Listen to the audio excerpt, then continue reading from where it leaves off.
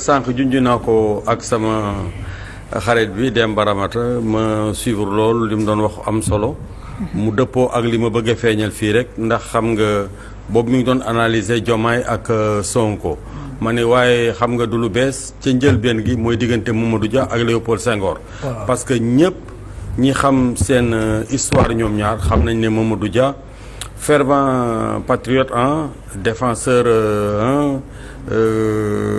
du nationalisme dafa bëggoon Léopold Senghor instituteur la woon né en 1910 à Khombole di jàngale def politique fële ca Fatick jiite li nga xamoon ne mooy BDS bi nga xam ne Senghor créé woon na ko en 48 57 nag ba 62 mu nekk président du conseil bi crise 17 décembre 62 amee ci la séparé woog Léopold Senghor ñu nekkoon ay xarit ñëpp xam ko bi mu nekkee en prison ba génn bi mu gisewaatee Léopold Sédar Senghor sax bi mu ñëwee taxaw di ko accolade après Senghor xaw a hésitant loolu day wone rek ne Mamadou Dia il avait porté Senghor dans son cœur wante séparation boobu nga xam ne rupture bu brutale la woon te benn tandem boo xam ne ñàkk nañ ko doon développé Sénégal cat la woon ci réew mi te ba léegi xam nga ñu bari ñu ngi koy réccu suñu sañoon du am seen diggante te moo tax bu ñu demee bay célébrer 65e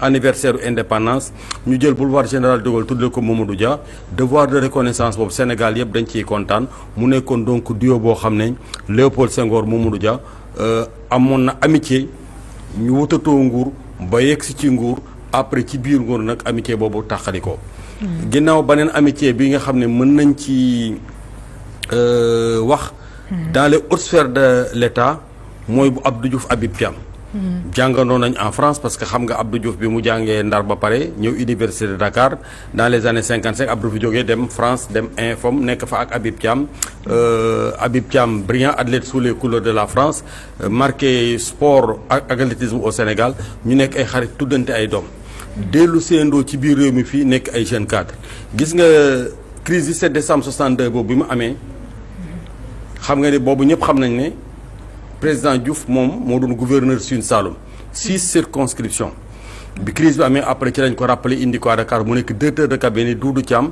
ministre des affaires étrangères brillant avocat soit dit en passant gouvernement boobu nag ñu formé ci la Habib Thiam dugg ci nguur gi nekk ministre de la République kon le benjamin de l'équipe gouvernementale de grands ténors autour de Léopold Senghor nekkoon ci biir nguur gi après wax dëgg yàlla liggéey ci liggéey bu rafet moom aussi mu liggéey ci liggéey bu rafet mais charme bi ci amitié boobu Abdou Diouf bi mu nekkee ci nguuru Senghor ba nekk ci premier ministre 10 ans bi mu remplacé Léopold Sédar Senghor à 81 xam nga Abdou Diouf dafa déjoué pronostic yëpp ndax boobu ñu bari dañ doon wax seen ay tur bi ci doon gën a ñëw avec insistance Moustapha Niasse la woon Diouf déjoué pronostic yëpp indi son ami Habib Thiam que personne xoolal n'attendait bi mu ko jëlee na nommé ko premier ministre Collin qui était pratiquement l'une des éminences grises du pouvoir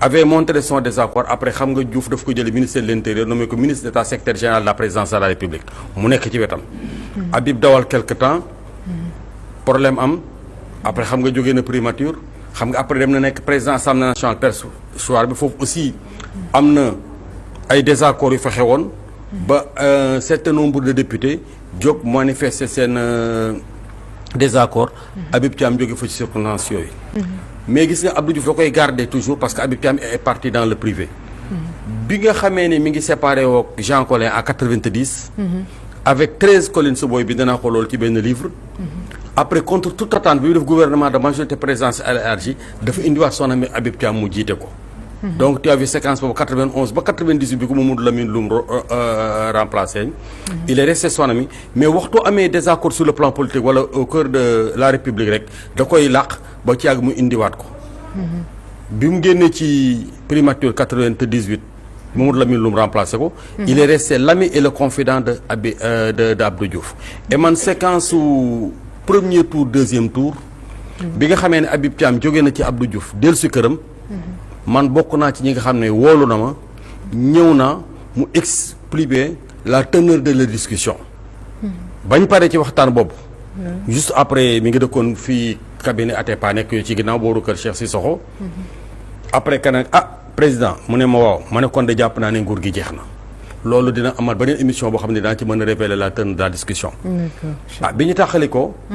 ba léegi nag ba Habib Thiam di génn àddina ils sont restés très liés. mu nekk xaritam. nekk magam nekk confident seen njaboot yi nekk benn ñuy dem lante dikkalante. tu as vu parce que Habib Thiam. soxna bi mu njëkk am. Monique nasaraan la woon amoon naa moom ñeenti doom ñaari ñu góor ak ñeenti jigéen après ci la tagg danoise bi. am ak moom ñaari doom mais Habib Thiam li ci fervent woon. autant il est un talentueux serviteur de l'État produit bien fermé. mais jeune frère diine bi. soo ko pratiquer rek daf lay charmer ci moom un homme d'honneur et de devoir.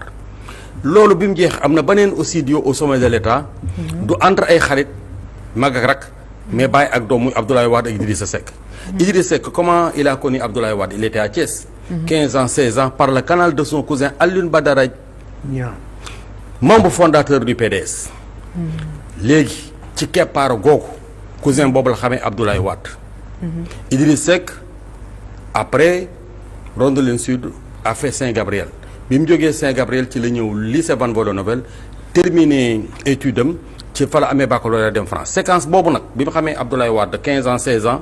ba bi mu dem di jàngi France ba bi ñuy ñëw ci nguur gi. taxaw bu nekk lii dëgg Abdoulaye Wade taxaw na ko parce que daf ko jàppoon comme doomam. à l'exercice nag du pouvoir 2000-2004. biñ ko àndee débat entre le fils d'emprunt yaa ngi koy fàttaliku. le fils spirituel le fils biologique. juddu ba mu tàqali ko ak Abdoulaye Wade. dans des moments difficiles. je révèle ici tey devant l'opinion. que benn conférence lay joxe. Macky Sall n'a été jamais dans les plates-bandes d'Abdoulaye Wade comme premier ministre. bi mu remplacé Idrissa Seck booy xool jour bi ñuy xeexoo bi di am. Macky Sall bi muy ñëw nii mi ngi ànd ak Karim Wade ci ginnaaw photo yi ba léegi mi ngi des. c'est Karim Wade qui a imposé le choix de Macky Sall à son père. xam nga des fois da nga may dégg sax ci yenn analyses yi ñu neen Ousmane Ngom ñi naan Habib Sy kenn nekku ci woon premier ministre Abdoulaye Wade. je vois la mèche aujourd'hui. Abdoulaye Wade quand il s'est séparé de Idrissa Seck. xam nga kan la bëggoon de premier ministre. intéressé na la. Cheikh Tidiane Sy.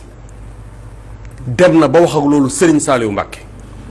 ba ñu déggoo ci. mais c'est Karim Wade. qui avait porté son penchant sur Macky Sall. xala qui a déjoué les pronostics. et qui a imposé Macky Sall nekk premier ministre Abdoulaye Wade.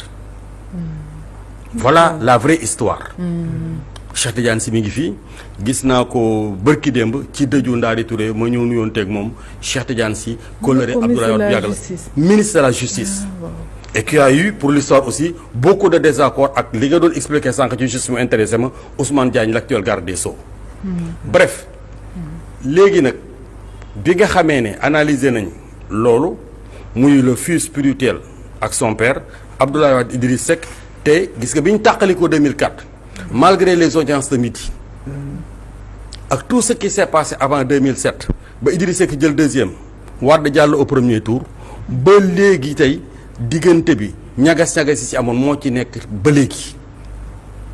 donc les gens ont tenté mais xam nga doom dafa fort ci waajuram et j'avais dit un jour à Idriss Seck je ne vends pas la mèche je veux pas être indiscret quand on s'est expliqué sur l'équation j'ai dit jàmbar man li ma gëm di la ko wax tant que les aspérités yow si diggante Karim Wade gomewuloo ko doo mën a retrouver jamais Abdoulaye Wade parce que Karim Wade dafa am doole ci baayam parce que Abdoulaye Wade dafa bëggu Karim Wade bëgg koo xam ne weesu na sax nii waajur di bëggee doom ça peut se justifier peut-être xëy na que Wade magee woon lu ko bari Karim nekk doom bu bari mën a nekk sëtam ça peut s'expliquer peut-être ci loolu mais Abdoulaye Wade ñëpp xam nañu dafa bëggu Karim Wade c'est-à-dire nit ku ne da ngay bëgg sa doom bëgg rek sa doom gën la mais mbëggeel bi foog natt weesu na ko et j'avais dit à Idriss Seck un jour tant que déggoowuloo Karim Wade dootoo mën a déggoo teg Abdoulaye Wade parce que jël na place ba mu mat bref